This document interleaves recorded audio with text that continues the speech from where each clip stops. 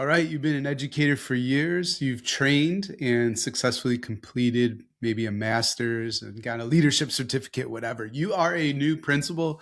Congratulations. Now, the way that you've been trained, the curriculum, the books you read, they taught you all about the business of school, how to run a school, how to be an instructional leader. And yet there is so much more that is what the job requires. Now, you see that Ruckus Makers are changing the world over my shoulder there. My point of view is that Ruckus Makers do school different. We make shifts from old, broken, and traditional ways of educating to new, different, and creative ways. In education, there's two kinds of leaders: play it safe principals who love to protect the status quo, tradition, the way things have always been done. And then there's Ruckus Makers, those visitors from the future showing us how education can one day be. So I want to share with you today quickly 10 books that every new principal or veteran principal that's just looking for a great list of books to read. What are those books that will support your do school different vision, that will empower you to be a ruckus maker and to really become a legendary leader? Now, there's 10 here. It's not in any order of importance from best to worst, worst to best, whatever. This is just a pile of books that I love. And so I want to just share each book and give you a short reason to read. So number one, Stillness is the Key by Ryan Holiday. Okay, this one is pretty clear from the title. It's all about stillness, finding peace, finding time to rest and recover. There's a sports psychologist, Dr. Michael Gervais, and ages ago on a podcast he said on the world stage, right, top performers are not talking about effort, right, working hard. That's just table stakes. Everybody does it. And so top elite performers, he says in his experience, all are considering like, how do you recover? Because that is how you prepare for high levels of performance. So Stillness is the Key really doubles down on the idea of recovery and will encourage you to go further in that realm. That's all I want to say about book one. So book two, this one's an oldie but a goodie, The Inner Game of Tennis. What? I'm not playing tennis, Danny. Like, I'm a school leader. I don't got time for these sports books. Yes, you do. This book by Tim Gallwey, amazing. The big idea here that I want to share with you, self one, self two. So self one, let's just say, it's that voice that we all hear. Sometimes people call that the critic, imposter syndrome, all that stuff. But we all know we have that narrative voice inside our heads. Well, that's self one. Self two is us, the doer, the person who needs to take action every single day to create a campus experience we're showing up for. A lot of times, self one is saying things that are unhelpful for self two to actually do this stuff. But why'd you say that? That's stupid. You're a loser. You're not ready, right? This will never work. If you listen to that too much, then self two, the doer, becomes small, small, small. You're placing limitations on what you can create on campus. And so anyways, learn how to navigate that. Read The Inner Game of Tennis. Okay, book three, Emotional Intelligence 2.0. We read this one in the Ruckus Maker Mastermind. That's our weekly peer mentorship program where we're developing leaders into Ruckus Makers. It's an incredible place to get support. But this book was loved by our members because it's so practical. One thing I want to share here, in the beginning, you could take an assessment and you score yourself in the four domains of emotional intelligence. Let me see if I can find my scores real quick and share them with you because I think it's informative.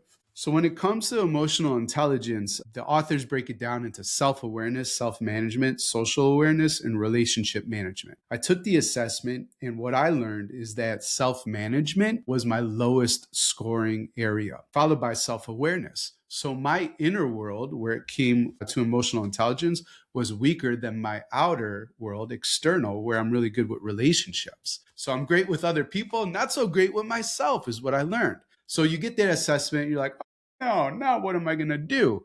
Well, the best part is for each domain of emotional intelligence, the authors give you, I think, 15 very practical activities you can do. Each one's explained in 1 to 2 pages, and then they encourage you to go out, do those activities, and take the assessment, let's just say 6 months later. I ended up waiting 2 years later to take the assessment.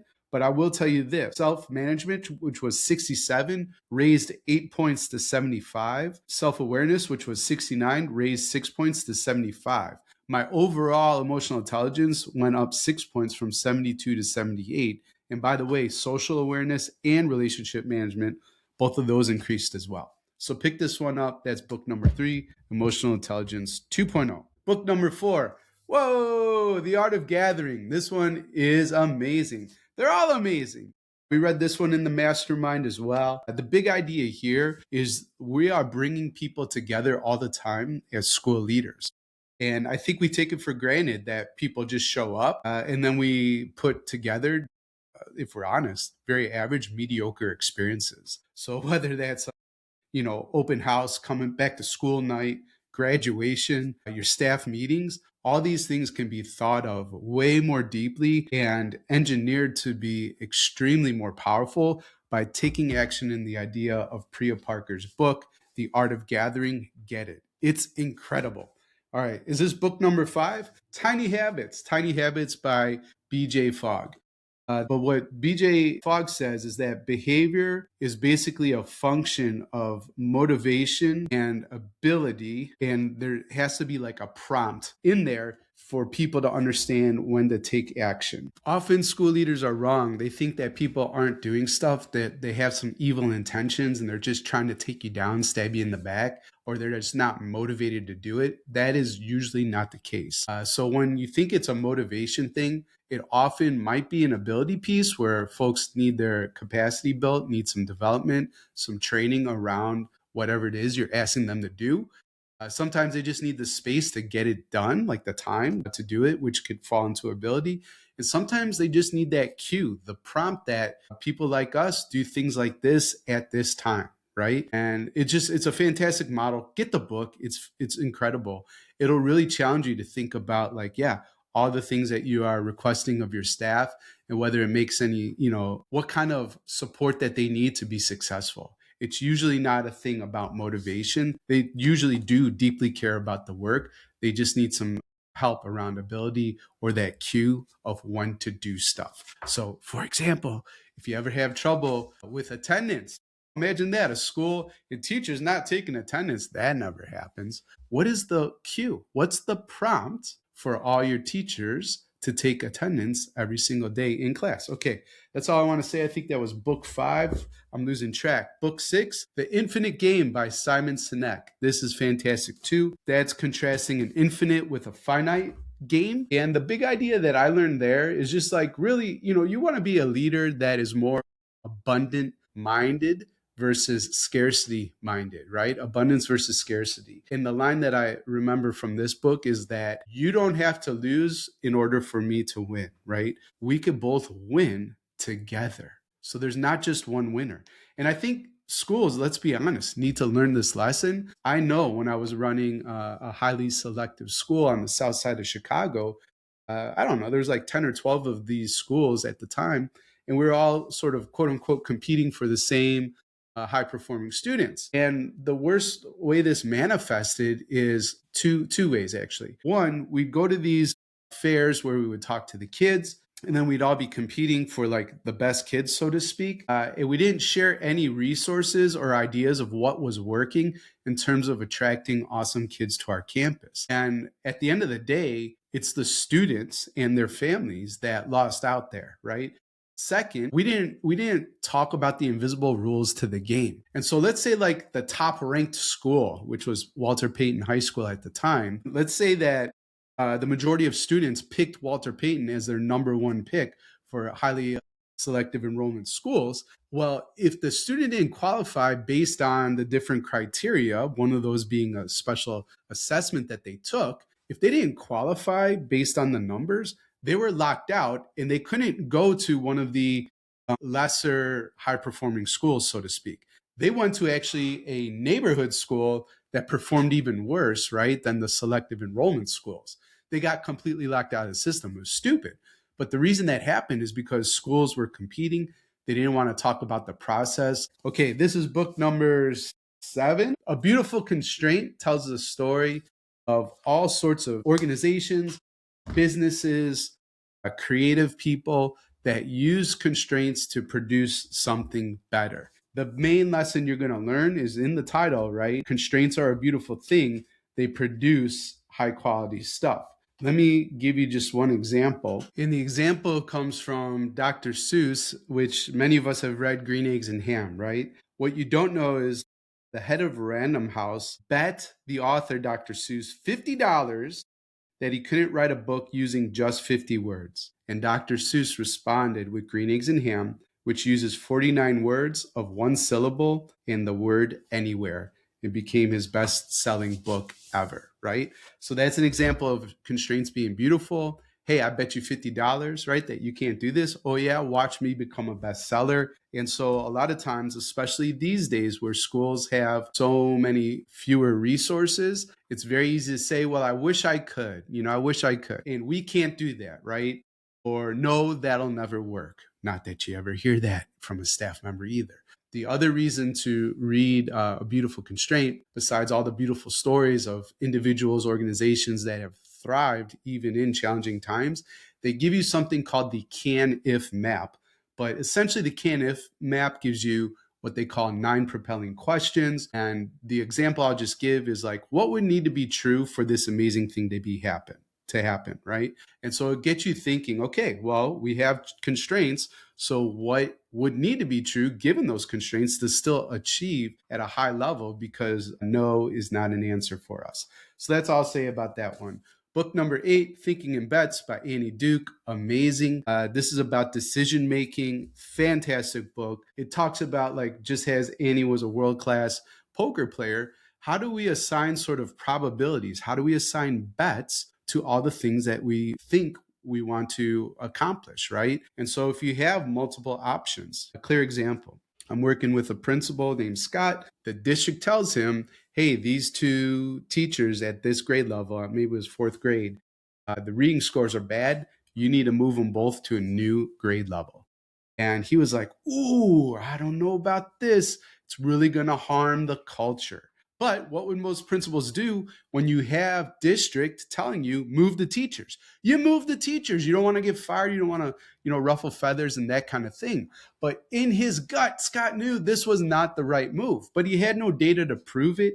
And he didn't have a process to challenge his gut and see if he was wrong. So I walked him through this process, a process I learned from Thinking in Bets, from a mentor, Seth Godin, and some other work.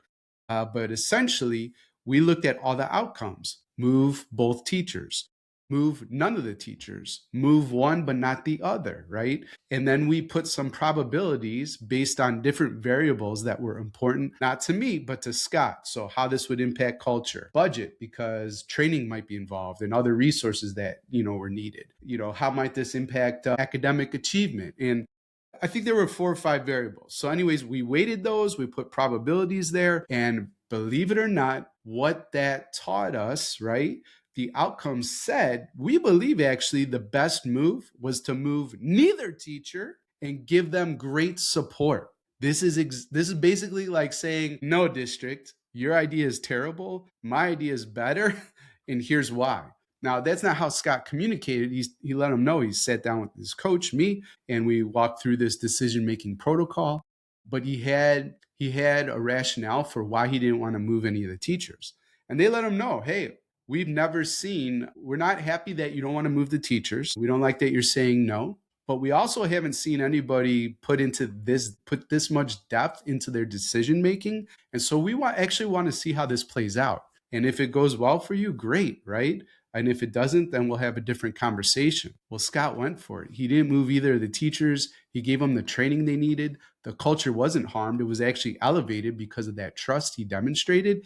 And wouldn't you know it, scores went up. So that was really pretty cool. Thinking in Bets, check that out. Actually, one more thing on Thinking in Bets. Often we measure our ability to make decisions, and it's wrong. We measure our ability to make decisions based on the outcomes, which we do not control. So the summative assessments, right? The end of the year test scores, all that stuff, you don't control it. The only thing you control are the inputs and the process that you believe will lead to the outcomes you hope will happen.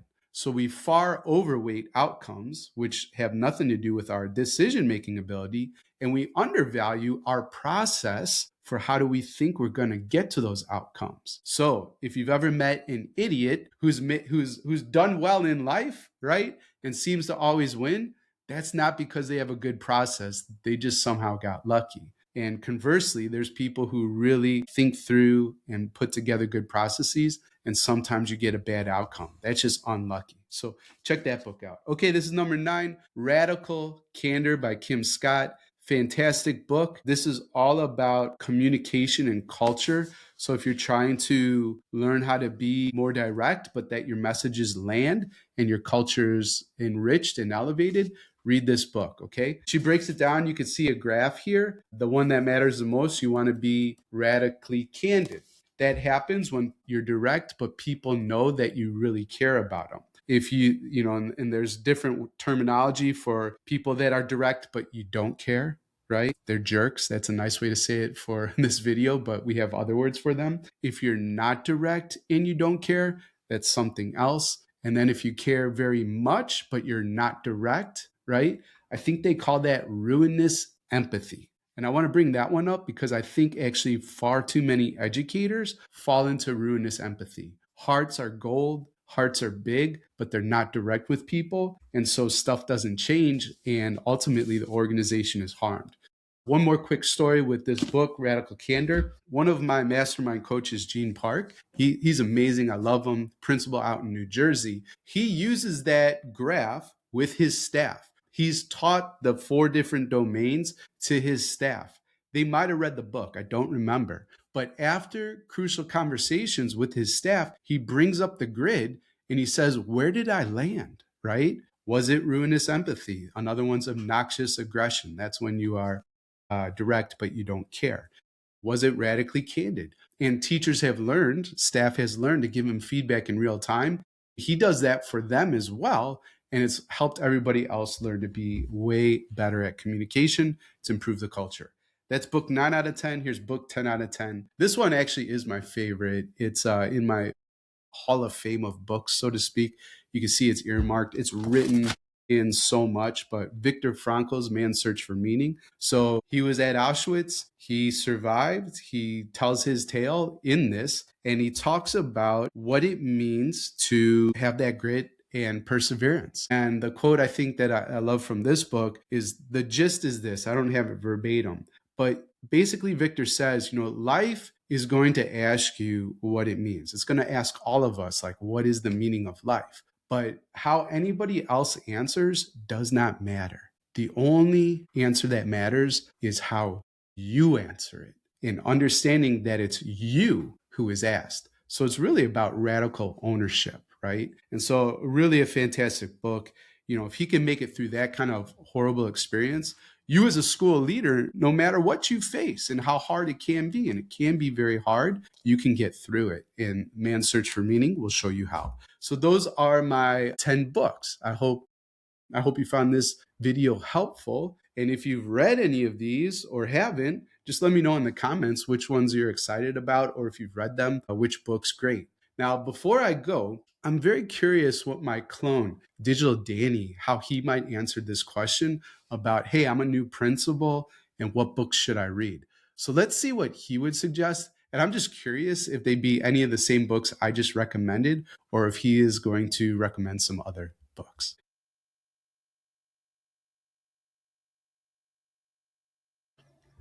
All right, I've pulled up Digital Danny. He's my AI clone trained on 10 plus years coaching school leaders just like you. I've used my books, 6 books, 4 of them bestsellers, coaching transcripts, mastermind calls, frameworks and tools, and other content to train him. Anyways, let me go ahead and click chat. And I'm just super curious. I'm going to start a new conversation and see how he might answer. Hey, Digital Danny, I am a new principal, and I'm just curious, what are some of the top books that you would recommend that I read so that I can absolutely create a campus experience worth showing up for and live out my Do School Different vision?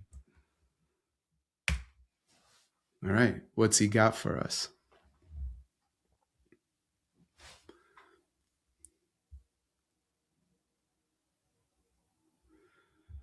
All right, cool. So he suggested none of the books that I just did, which is interesting. And I will train him on the video we just created because that'll inform his answers. But he picked some books that are great. Todd Whitaker's What Great Principals Do Differently. We read that in the Mastermind, actually, the first year we ran it, which was 2016. So that's an excellent practical book. We also read Drive in the Mastermind. Actually, all these books we read in Mastermind. So these are really great recommendations.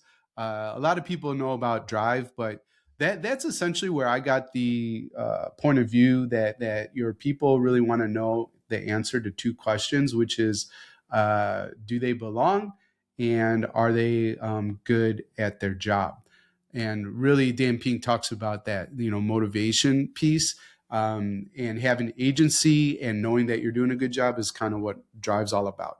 The Power Moments is really great. That pairs well nicely with the Art of Gathering. So if you're really thinking about events and culture, I would pair the Power Moments with the Art of Gathering, which is two fantastic books.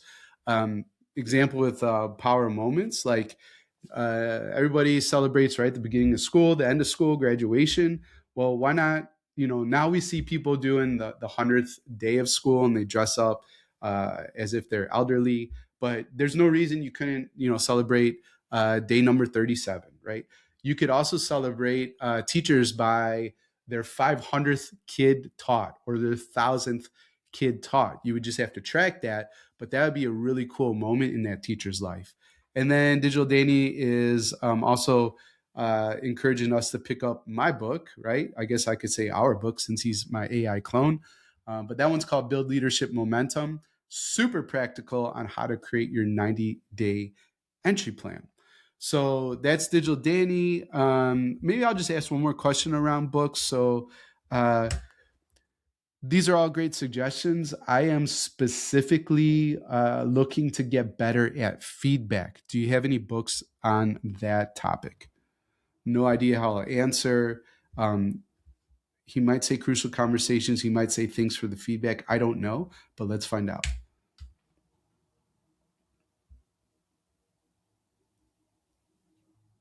Oh, yeah, Radical Candor, which I just talked about. And Thanks for the Feedback, which is also excellent. So we read that one in the Mastermind as well. And that one's really about actually receiving feedback well, but by learning more about that, you give feedback better. And the biggest idea I learned in Thanks for the Feedback, I think they call it cross tracking or switch tracking or something like that. But the idea is that often feedback and communication breaks down because the two individuals in that communication are, you think they're talking about the same topic, but they're actually talking about completely different things. And if you don't notice that as it's happening in real time, you're going to get a lot of frustration and conflict. But if you can see, yeah, switch tracking, I believe. But if you can see that you're off track with the other person, you can get back in alignment, answer maybe whatever their concerns are, and then talk about, what you really want to talk about. So that's a nice pairing too, Radical Candor and Thanks for the Feedback. So that's Digital Danny. I mentioned the Mastermind. I mentioned Digital Danny. If you want to check either of those out, feel free. You could go to betterleadersbetterschools.com/mastermind to learn about that. That's our weekly coaching container. And if you just want to chat with my AI clone, you could go to myprincipalcoach.com to get started. Bye for now and go make a ruckus.